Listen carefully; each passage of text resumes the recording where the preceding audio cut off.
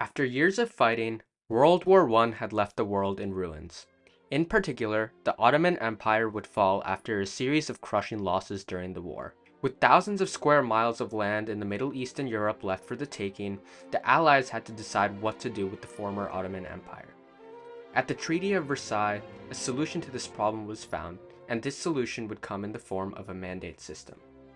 At the San Remo Conference in April of 1920, Britain was awarded the Mandate of Mesopotamia, a large part of which is now known as Iraq. Under the mandate, the territory of Iraq would eventually become independent with the help of British rule.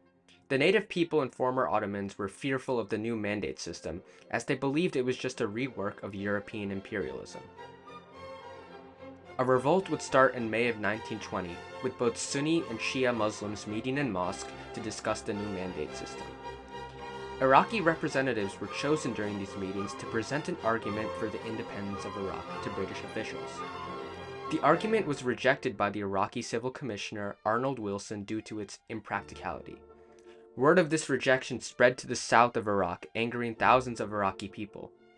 Tribal leader Sheikh Shalan Abu al-Jun was the first leader to declare war against the British. He was promptly arrested by British forces, which further angered the Iraqi rebels. After yet another rejection in July of 1920, Iraqi leaders formally declared war on the British. As a result of the war, nearly 10,000 Iraqi people were killed.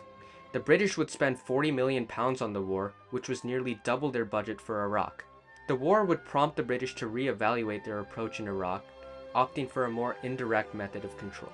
To take a more indirect approach and to appease the Iraqi citizens, the British government yielded to them by creating the Anglo-Iraqi Treaty, implying equality as nations. The Iraqi leaders signed the treaty, which reformed the Iraqi government with its own government, but still heavily entwined with the British. The agreement allowed for the self-determination of an independent Iraqi government, but the British would still control all of Iraq's foreign policy and economic decisions. The main goal of this treaty was to prevent uprisings by controlling Iraq's access to international powers. This treaty was highly unpopular in Britain as people there began to support an isolationist sentiment. They believed that the cost and responsibility of the mandate was too much to bear for the country.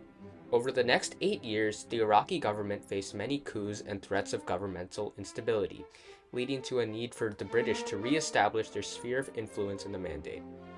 This need for British control was also emphasized by the recent finding of oil reserves in the mandate in 1927. Thus, a new Anglo-Iraqi treaty would be created in 1930. The treaty would allow Britain full use of Iraq's infrastructure during wartime and allowed British military bases to be created in Iraq. The treaty guaranteed British control of the Iraqi oil reserves, which provided great economic benefit. Iraqi Prime Minister Nuri al-Said accepted the treaty, furthering his pro-British views, agreeing to support a close alliance in consecration of friendship, cordial understanding, and good relations, and also allowing consultation between Britain and Iraq in all matters of foreign policy which may affect their common interests, effectively preventing Iraq from making their own international political decisions. Throughout the next 11 years, the Iraqi government would be subject to multiple coups which divided the nation into two groups. The first one, a pro-British party, which would support signing treaties and maintaining the mandate, and another nationalist group, which supported the complete independence of Iraq. The two opposing ideologies led to internal conflict throughout the 1930s, eventually boiling over in a coup d'etat led by Iraqi nationalists. After the outbreak of World War II, the Axis powers funded nationalist groups in Iraq in an attempt to remove the British control over Iraqi military bases. Because of the newfound funding, the nationalist group, the Golden Square, led by Rashid Ali, was able to start a coup against the current government and eventually take power. Rashid Ali was a party leader who believed in the superiority of the Arabic people and championed the independence of the Iraqi mandate. When he took over the government, Rashid Ali announced that he would continue the goals of the original government by stating he would 1. Refrain from exposing Iraq to the dangers of war, 2. Fulfill the Iraqi mission, and 3. Fulfill all the international obligations of Iraq together with the continuance of good relations with neighboring Arab states. In addition to those goals, Rashid states, The new government will uphold justice in all its dealings and will respect the rights and liberties of citizens. With this statement, Rashid establishes a new government that prioritizes the right of Iraqi citizens and not the power of the British government. The new Iraqi government was focused on decreasing British access to Iraq.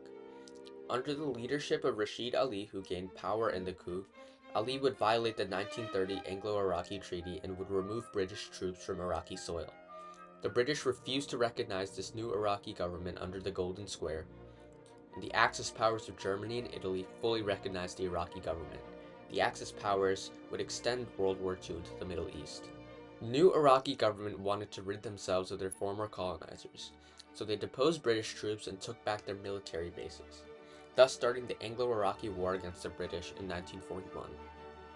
In the aftermath of the war, the Iraqi nationalist government collapsed due to the extensive attacks and the superior weaponry of the British, thus reinstating British control. Because of the collapse of the government, the British were able to maintain a military presence in Iraq until 1947. The war ended and Britain restored power to the Iraqi throne, and King Faisal II, the only heir to King Faisal, was coronated by the age of 17.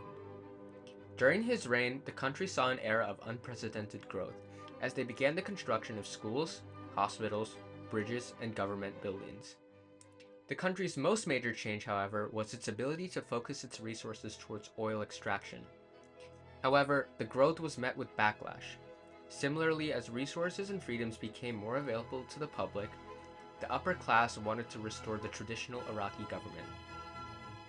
The growing Iraqi separation, along with their dysfunctional parliamentary system, allowed for the growing dissent of the government.